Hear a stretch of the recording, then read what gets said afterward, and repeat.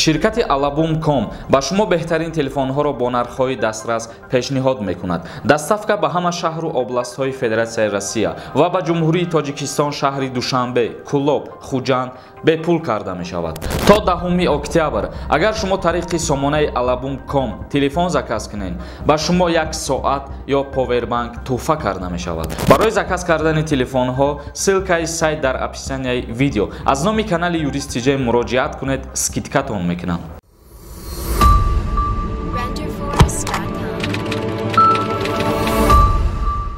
ассалому алайкум ба ҳама тамошобинони барномаҳои канали Юрист TJ. Сорбон Сафаров. Видеои имрӯзаи мо дар як мавзӯи муҳим каме суҳбат мегзаронем, чунки дар ин мавзӯъ бисёри нафароне ки дар муҳоҷирати меҳнатӣ қарор доранд бехабар ҳастанд ва аз ин чиз дарак надоранд. мавзӯъ оиди парвозҳои чартерни дар моҳи октябр, яъне ки хеле ба ҳамаи мо шумо маълум аст, сафири Ҷумҳурии Тоҷикистон дар Федератсияи Россия шаҳри Москва моҳи гузашта, яъне моҳи сентябр, парвозҳои чартерни аз 15 сентябр то 30 сентябр 71 та муқаррар кардагӣ буданд. вале баъд аз 1 октябр ягон намуд пешниҳод нашид ба шаҳрвандон ва ягон намуд рӯйхати парвозҳо пешкаш карда нашуд. аз ин сабаб баъзан нафаро қайд карданд ки дар моҳи октябр албатта ки парвозҳои чартерӣ ба анҷом намераса ё ки дигар чизҳо, ва боз баъзеи дигарҳо қайд карданд ки парвозҳо маҳкам шидану дигар чизҳо. ва сафири Ҷумҳурии Тоҷикистон Имомуддин Саторзода қайд кард ки парвозҳои чартерӣ аз Федератсияи Россия ба Ҷумҳурии Тоҷикистон ба мисли моҳи гузашта то ҳол идома карда истодааст, яъне ки аз 1 октябр то ҳамин рӯз низ парвозҳои чартерӣ идома карда истад ва то ҳамун ҳолате ки парвозҳои мунтазам барқарор мешавад идома кардан мегиранд. моҳи гузашта тақрибан дар як рӯз 5 парвоз аз Россия ба Ҷумҳурии Тоҷикистон муқаррар шидагӣ буд. айни ҳол ҳамчунин ба мисли моҳи гузашта ҳар рӯз аз Россия ба Ҷумҳурии Тоҷикистон 5 парвоз муқаррар шидагӣ ва ҳар касе ки бехабар буд аз ин чиз метавонанд ба посолствои Ҷумҳурии Тоҷикистон дар Москва муроҷиат кунанд барои баргаштан ба ватан, яъне ки рӯйхат мекунанд, ариза менависанд, баъдан аз ҷониби посолства зангшон мезананд. ва боз баъзан нафарое ки мегӯянд мо берун аз Москва қарор дорем ё ки аз посолства дуртар мо зиндагӣ мекунем, он нафаро метавонанд ба коркунои дипломатии консулгарии Ҷумҳурии Тоҷикистон дар ҳамон ҷои зисти худшон муроҷиат кунанд ва номнавис кунанд, чунки ҳар рӯз айни ҳол 5 рейс аз Россия ба Ҷумҳурии Тоҷикистон шуда истодааст. ва якчанд видео пеш мо як мавзӯъ кардему, дар он мавзӯъ як суҳбат гузаронидем ва қайд кардем ки Федератсияи Россия парвозҳои худша қатъ карданяй. вале ин хабар моҳи гузаштарам пешкаши анами шаҳрвандо шудагӣ буд ки Федератсияи Россия аз сабаби зиёд шудани беморӣ парвозҳои худша бояд ба чандин давлатҳо аз сари нав баста кунад.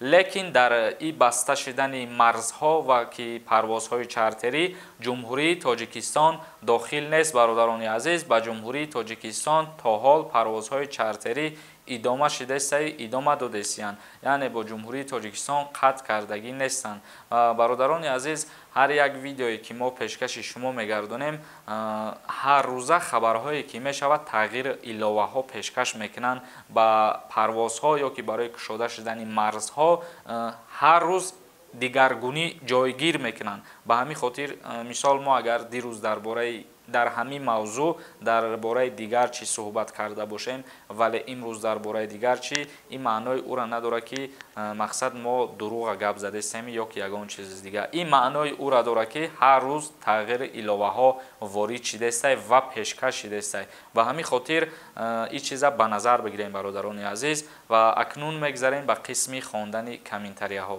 ҳар як нафаре ки дар Федератсияи Россия шаҳри Москва қарор доранд ва ба духтури дандон ниёз дошта бошанд, агар ба рақамҳои дар экран буда муроҷиат кунед. ин духтури дандон бародари тоҷикай, айноми Юрист TJ муроҷиат кун, скидкат мекунад. Хоҷаева нависай: салом акаи Сорбон, ҳамин раҳҳои Русияву Тоҷикистон кай ҳуй мешаванд? аниқша намегӯед? аниқира ҳеҷ кас намедонад, танҳо худованд медонад ки кай аниқ ба мисли пештара парвозҳо кушода мешаванд. Иззат нависай: салом ака, як рӯз мегӯен ҳуй мешава, як рӯз мегӯен маҳкам мешава. Ани қиш каяй? Бародари азиз, мо дар ин ҳами саволи ту ҳозир ҷавоб додаем, барое ки ту гуфтаисай як рӯз мегӯен ҳуй мешава, як рӯз мегӯен маҳкам мешава ва дар видеое ки мо пешкаш мегардонем шумо дуруст дарк кунед ки мо дар бораи кадом давлат бо кадом давлат суҳбат мегзаронем ва дар ӯ видео мо қайд накардем ки парвозҳои Россия ба Тоҷикистон баста мешавад. Мо дар ӯ суҳбатмон қайд кардем ки Федератсияи Россия тасмим гирифта ба чандин давлатҳо парвозҳои анамин кушодагии хача аз сари нав баста кунад. Вале ҳамаи ҳами корҳо бо сабаби зиёд шидани ҳами бемория. ҳоли баъзан нафарҳо боз менависанд ки дар Федератсияи Россия касал кам шидагия дигар чизҳо. Бародарони азиз, ҳами статистикаи беморира марам ҳар рӯз медорам, мехонам аллакай дар Федератсияи Россия статистикаи ҳами заражони одамо аз 1 миллион гузаштагия ва дар бисёр ҷойҳои Россия аллакай маҳдудиятҳо ҷорӣ кардан бо қарори раис шаҳри Москва дар бисёр ҷойҳо маҳдудиятҳо ҷорӣ кардану ва боз ҷорӣ карда истодану ба ҳама шаҳрвандову ба мигрантҳо пешниҳод кардагиянд, фаҳмондадиҳиҳо кардагиянд ки қонуну қоидаҳоро риоя кунанд. Универсал нависай: салом ака, ман чанд бора ки менависам ба шумо ҷавоб наметиҳед. Шавҳари ман гражданини Россия ва ман бо фарзандом аз Тоҷикистон. Аз посолства метавонам паспорти Русия бигирам. Пешакӣ раҳмат.